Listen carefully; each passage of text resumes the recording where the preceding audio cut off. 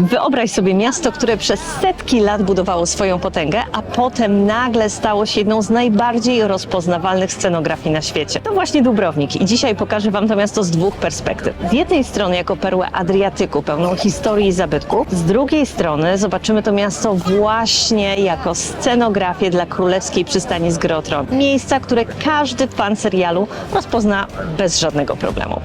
Gotowi?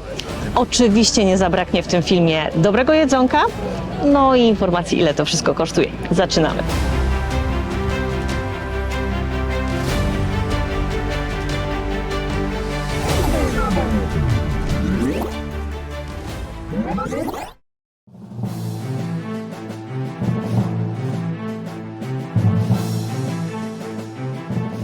Zachodnie nabrzeże Dubrownika to miejsce, gdzie możemy zobaczyć wiele scen z Sanso, ale też ostatnią scenę serialu, kiedy Jon Snow żegna się z rodziną i odpływa. A zaraz obok mamy miejsce, w którym kręcono scenę, gdzie złote płaszcze szukają bękartów Roberta Barationa. I tutaj mała ciekawostka, w scenie, którą możemy zobaczyć w serialu, widzimy bawiące się dzieci skaczące do wody. To nie byli aktorzy, to nie byli statyści, to po prostu były dzieciaki, które bawiły się tutaj miejscowe, a scenarzyści uznali i reżyser, że wygląda to fajnie i po prostu tak zostanie.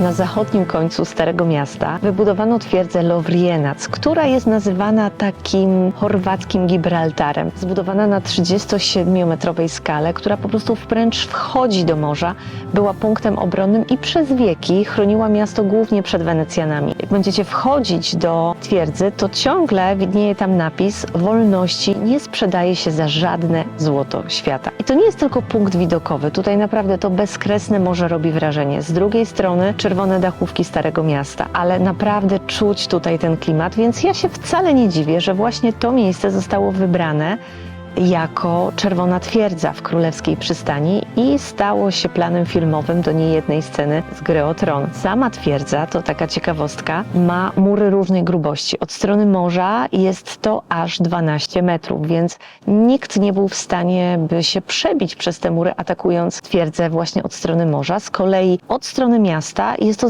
zaledwie 60 centymetrów. Na wypadek, gdyby któryś z dowódców zabarykodował się tutaj i chciał dokonać zamachu, bardzo szybko można te mury zburzyć, więc niesamowita historia, niesamowite miejsce. A tutaj właśnie w tej scenie przemawiał Joffrey, ten mały...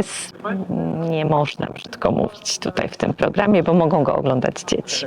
Jeśli nastawiacie się na zwiedzanie Dubrownika, to zdecydowanie trzeba zainwestować w pas dubrownicki. Dlaczego?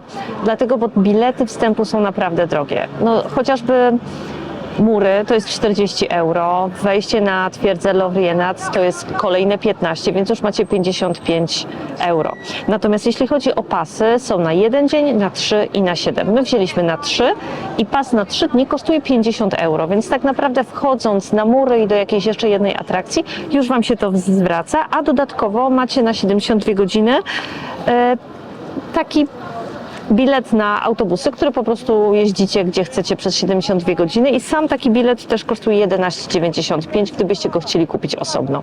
Ja zawsze mówię, że w Chorwacji to już pociąg z cenami odjechał razem z dworcem. I słuchajcie, burek na Starym Mieście za 2 burki i taki napój zapłaciliśmy 20 euro i 50 centów. Więc burek generalnie na Bałkanach to jest bardzo tanie jedzenie, nie? To jest wszędzie na Bałkanach, w Bośni, w Albanii i to jest raczej tanie jedzenie. To normalnie kosztuje jakieś, nie wiem, 2 euro, a nie 20. A schody jezuitów to chyba wszyscy znają z bardzo rozpoznawalnej sceny, kiedy Cersei idzie przez miasto w swoim marszu wstydu. Shame, shame, shame.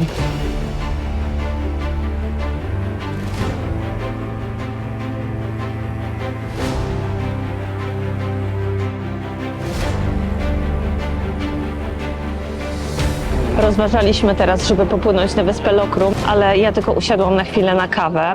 i kolejka zrobiła się 2 razy dłuższa, więc chyba sobie teraz odpuścimy i może przyjdziemy tutaj jutro z samego rana.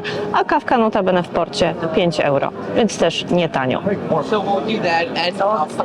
W dawnym spichlerzu z XVI wieku mieści się teraz Muzeum Etnograficzne. Może samo muzeum jakiegoś wielkiego szału nie robi. Na pierwszym piętrze są wystawy dotyczące statków i one są naprawdę interesujące. Natomiast na drugim są właśnie stare stroje ludowe, takie sprzęty życia codziennego i ono może jest mniej interesujące, ale na dole jest super zrealizowany filmik o żeglowaniu w średniowieczu i o statkach dubrownickich, więc myślę, że chociażby po to, jeśli macie pas na zwiedzanie Dubrownika, to warto tutaj wejść. Tutaj właśnie przechowywano zapasy zboża, a później to miejsce posłużyło jako burdel Littlefingera w Krzotronie.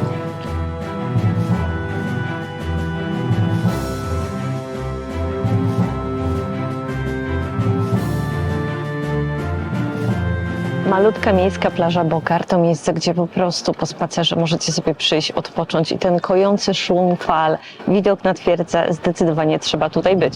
Oczywiście tutaj też były kręcone sceny do Gry o Tron i taka ciekawostka jest, że jest tutaj przystań kajakowa i żeby filmowcy mogli tutaj kręcić scenę, musieli wypożyczyć kajaki na cały dzień, więc nie ma nic za darmo. Chorwaci też liczą kasę. Nawet takie sławy jak bohaterowie Gry o Tron musieli zapłacić za to, żeby móc tutaj być. A jeśli chodzi o ceny aktualnie w tym sezonie, to godzina wypożyczenia kajaka to jest 40 euro. Potem za każdą kolejną dopłacacie 10 euro. Ale musicie wrócić tutaj do godziny 18, bo o 18 jest specjalna wycieczka na zachód słońca z przewodnikiem, która trwa 1,5 godziny i kosztuje 60 euro.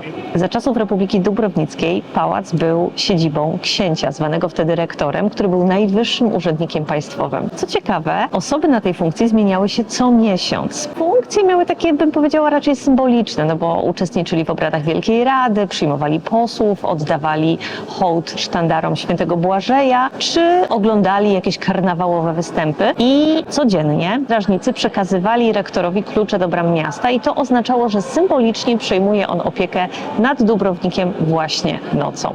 Natomiast rektor tak naprawdę przez ten cały miesiąc nawet niespecjalnie mógł opuszczać ten budynek w celach innych niż służbowe, więc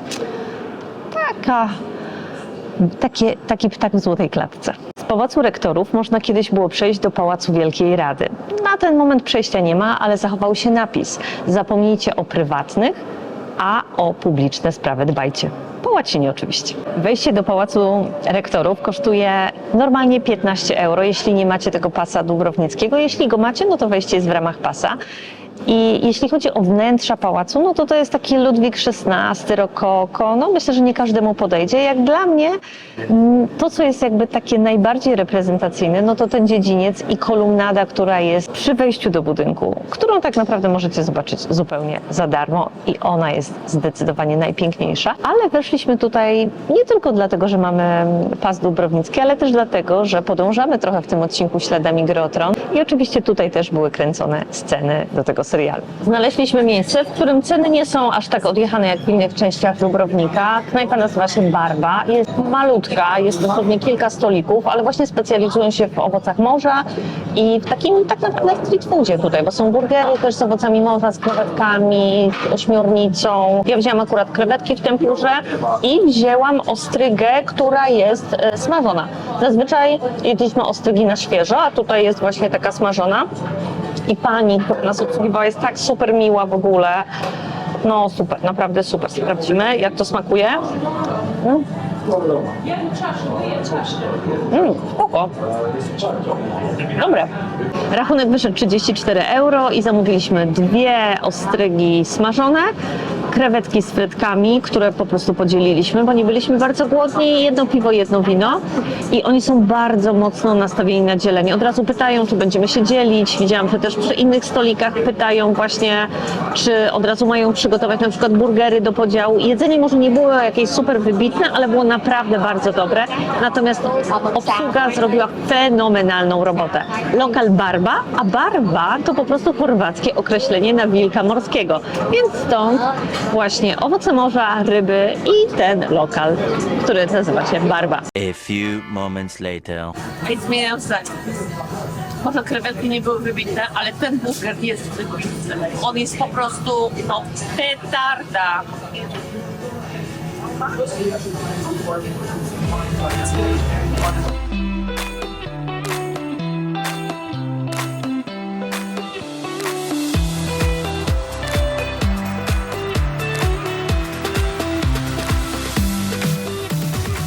To jest jedno z tych miejsc, w których płacisz 3 euro za wino i 7 euro za widok, ale uwierzcie mi, że warte to jest każdego centa.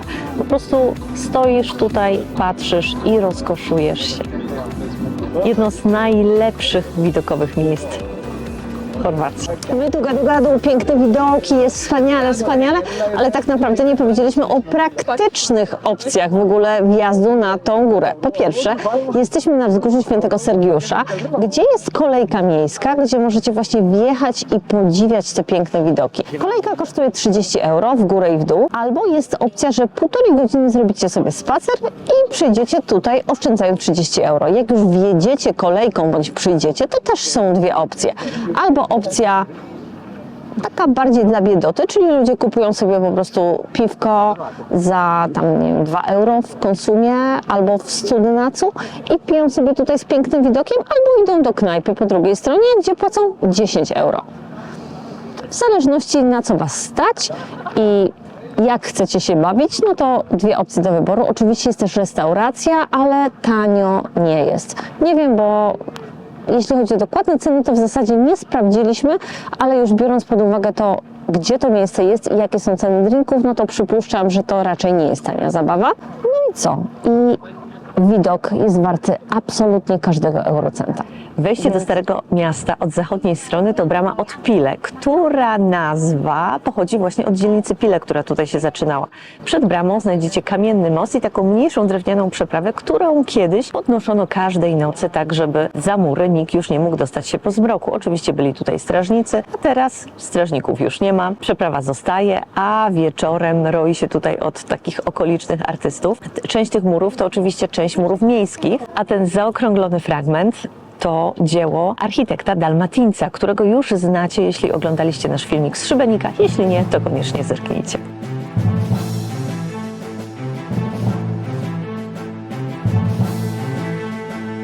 Kolejne miejsce, które odwiedziliśmy ze względu na grę o tron, to Park Gradac. Miejsce, w którym odbywały się zaślubiny Joffreya i w którym konał on w męczarniach. Niestety okazało się, że park jest w remoncie, więc nie możemy do niego wejść, ale pomimo tego, że nie udało nam się wejść do parku, to uważam, że warto to miejsce zobaczyć, bo jak będziecie tutaj szli, to po drodze jest super punkt widokowy na całe miasto i na twierdzę, i na te piękne czerwone dachówki, i na wzgórze nad miastem, więc super, żeby pobyć, pokontemplować Dubrownik i nacieszyć oczy. Wielka fontanna Onufrego to miejsce, które zna chyba każdy, kto był w Dubrowniku, bo to jest takie miejsce spotkań, tutaj ludzie przychodzą sobie odpocząć, odetchnąć, ale żeby mieć ją taką tylko dla siebie, trzeba wstać naprawdę bardzo, bardzo wcześnie, bo oczywiście w ciągu dnia są tutaj prawdziwe tłumy. Fontanna powstała w XV wieku i była częścią systemu wodociągów, które zaopatrywały Dubrownik w wodę pitną, więc było to bardzo nowatorskie rozwiązanie. Jest tutaj 16 maszkaronów, które tak jakby wypluwają tę wodę, ale podobno one były jeszcze bardziej zdobione, tylko zostały zniszczone w wyniku trzęsienia ziemi, ale i tak nawet dzisiaj uważam, że robią wrażenie. Wschodnie wejście do miasta to brama Plocze i tutaj podobnie jak od zachodniej części też mamy kamienny most, mamy rzeźbę świętego Błażeja, który jest patronem miasta. Brama jest w stylu romańskim z końca XIV wieku i tutaj właśnie kończyła swój pokutny marsz Cersei, wchodząc do Czerwonej Twierdzy. Taka ciekawostka jeszcze, że te schody, na których kręcili grę o tron, które też pokazaliśmy w naszym filmie, nie od początku miały być scenografią do tego miejsca. Cersei początkowo miała mieć swój marsz na schodach kościoła, ale ze względu na to, że była naga, no to przegonili stamtąd scenarzystów i wybrali oni inne schody.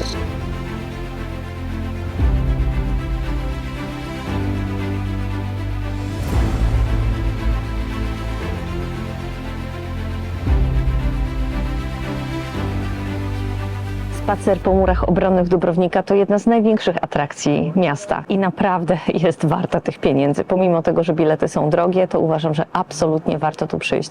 Mury mają 2 km, więc faktycznie to będzie fajny spacerek do 25 metrów wysokości. W ramach murów były 4 twierdze obronne.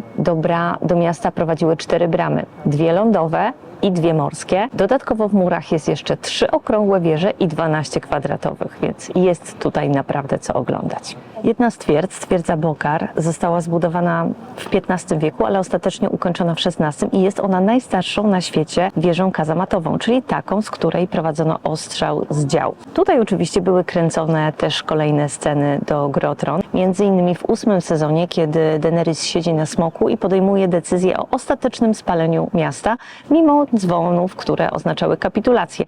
I niestety nie odtworzymy tej sceny tutaj, nie dlatego, że nie mam smoka, ale dlatego, że ta twierdza jest po prostu zamknięta.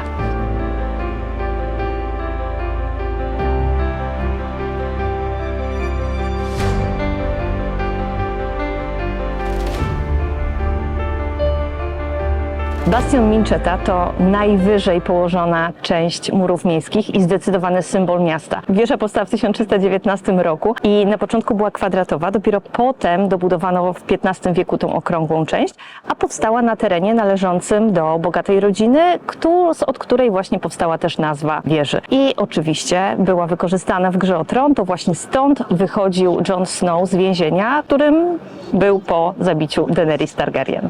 Gdzie są moje smoki? Tu ich nie ma.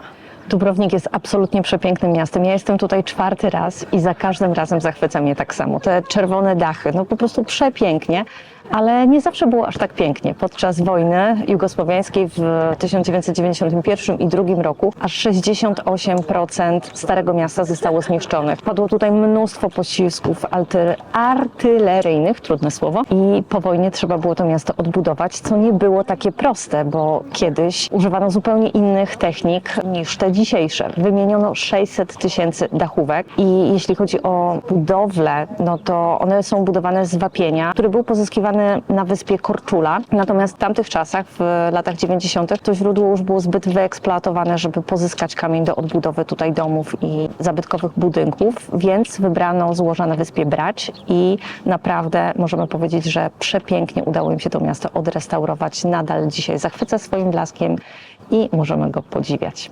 Najpiękniej położone boisko do koszykówki chyba na świecie. A oto jest nasze wielkanocne śniadanie.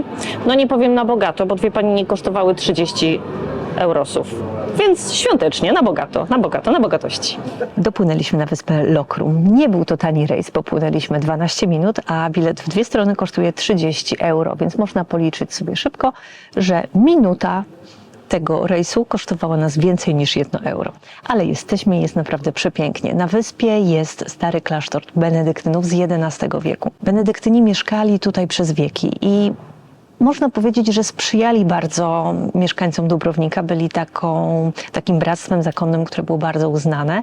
I oni też byli swego rodzaju systemem alarmowym dla Dubrownika, dlatego, bo ostrzegali o wpływających jakichś wrogich okrętach albo kiedy działo się coś niepokojącego. W dzień biły dzwony, a w nocy rozpalali ogień, żeby mieszkańcy Dubrownika mogli się przygotować na ewentualny atak. W 1803 roku Senat podjął decyzję o tym, że zawłaszczają wyspę i przepędzili zakonników stąd. I po 800 latach musieli się stąd wynieść, ale nie zrobili tak tego łagodnie, a rzucili klątwę. I potem każda osoba, która kupowała tę wyspę, bądź stawała się jej w jakiś sposób właścicielem, ginęła. Jak to się stało? Arcyksiąże Rudolf popełnił samobójstwo, cesarzowa Elżbieta została zamordowana, arcyksiąże Franciszek Ferdynand także zginął w zamachu. Cesarz Meksyku Maksymilian kupił sobie to miejsce w XIX wieku i stary klasztor przerobił na letnią rezydencję.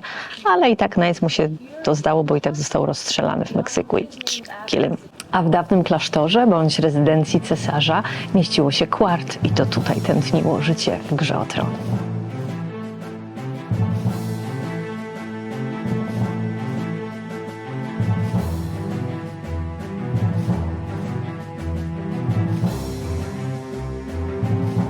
Tu mi Pawia dorobisz w CGI. Usiąść na żelaznym tronie to chyba marzenie każdego wiernego fana Gry o Tron. I mnie się udało. Wiecie, królowa jest tylko jedna. A to autentyczny Tron, właśnie z tego serialu podarowany Dubrownikowi przez HBO. Na Bliski Wschód teraz polecieć się nie da, więc jeśli chcielibyście się wykąpać w Morzu Martwym, no to nie musicie lecieć ani do Izraela, ani do Jordanii. Zresztą obejrzyjcie sobie nasz filmik z Jordanii właśnie z Morza Martwego, tylko możecie sobie przyjechać do Chorwacji i na wyspie Lokrum też jest jeziorko, które właśnie nazywa się Morzem Martwym. Jeziorko jest połączone oczywiście z wodami morskimi, podziemnymi tunelami, dlatego w nim jest właśnie słona woda. I myślę, że to jest coś podobnego jak oko smoka niedaleko Rogożnicy, które oczywiście też macie w naszym filmie z Chorwacji, więc sprawdźcie. 3/4 wyspy Lokrum to po prostu przebogata roślinność i powiem Wam, naprawdę można tutaj odpocząć. Zresztą jest to w ogóle rezerwat leśny. Ta przyroda jest tutaj chroniona i zwłaszcza jak jest taki upał. Dzisiaj niby jest początek kwietnia, ale naprawdę jest bardzo ciepło, a wyobrażam sobie, że w lecie to jest idealne miejsce, żeby właśnie zaszyć się tutaj i trochę odpocząć od upałów. Na wyspie jest też ogród botaniczny, gdzie znajdują się rośliny, które zostały przywiezione też z innych kontynentów, Ameryki Południowej, Australii czy Afryki. No jest tutaj co oglądać samych eukaliptusów, jest tutaj 70 rodzajów. Ja w ogóle nawet nie wiedziałam, że tyle jest. Więc jedyne, co Wam może przeszkodzić w odpoczynku, to darcie japy pawi, których jest tutaj pełno i chodzą, puszą się, pokazują swoje ogony i drą japy. Patrz, kolejny eukaliptus. Jaką ma korę fajną. O, i głos nakłada. No, drze japę. Jak się drze. Już wiem, dlaczego ten rejs jest taki drogi. Widok z morza na mury obronne i na Stare Miasto jest wart każdych pieniędzy, więc zapłacicie, nawet gdyby to kosztowało nie 30, a 50 euro.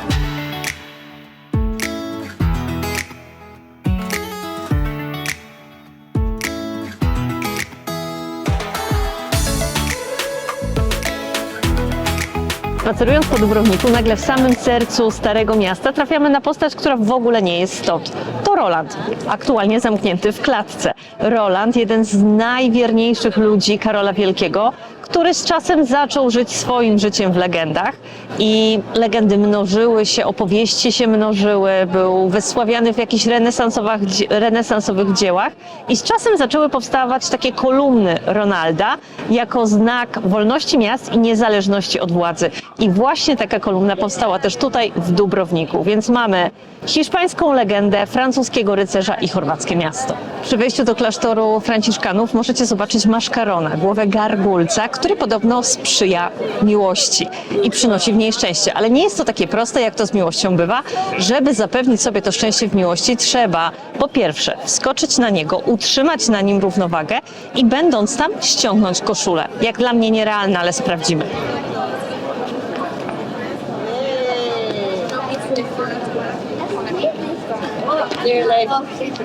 Go, go, go, go, go. Na naszej liście do odwiedzenia były jeszcze 2 klasztory. Jeden to klasztor franciszkanów, ale okazało się, że w Wielkanoc franciszkanie nie robią, więc zamknięte, zawarte, koniec. A drugi klasztor to klasztor klarysek z przełomu XIII i XIV wieku, w którym obecnie mieści się Hard Rock Cafe, ale też dzisiaj nie pracuje. Czy Wielkanoc w Dubrowniku to jest dobry pomysł? Uważam, że to był absolutnie fantastyczny pomysł i spodziewałam się, że będzie tutaj tłoczniej, bo Dubrownik jest takim miejscem, które boryka się z problemem nadmiaru turystów. Co roku odwiedza go 1 000 000 turystów, którzy nocują w mieście, a myślę, że pewnie drugie tyle, jeśli chodzi o takie jednodniowe wycieczki, więc znaleźć czas w sezonie, kiedy nie ma tutaj ludzi, to jest chyba absolutnie niemożliwe. Zresztą wewnątrz miasta mieszka zaledwie 500 osób, bo przez turystykę po prostu nie da się tam mieszkać. Natomiast my zobaczyliśmy to miasto przed sezonem. Zaskakująco Chorwaci są super mili. Ostatnio byliśmy w Splicie i w październiku, i w styczniu i ci kelnerzy byli tacy zblazowani, zmęczeni życiem, nawet momentami niemili, a tutaj nie spotkaliśmy osoby, która byłaby niemiła. Nawet taksówkarz, który oferował nam taksi i pytał taksi, powiedzieliśmy nie dziękuję, powiedział no to miłego dnia, bawcie się dobrze, więc w ogóle super mili, super uśmiechnięci, niezmęczeni, otwarci na turystów. Zdecydowanie przyjeżdżajcie tutaj poza sezonem.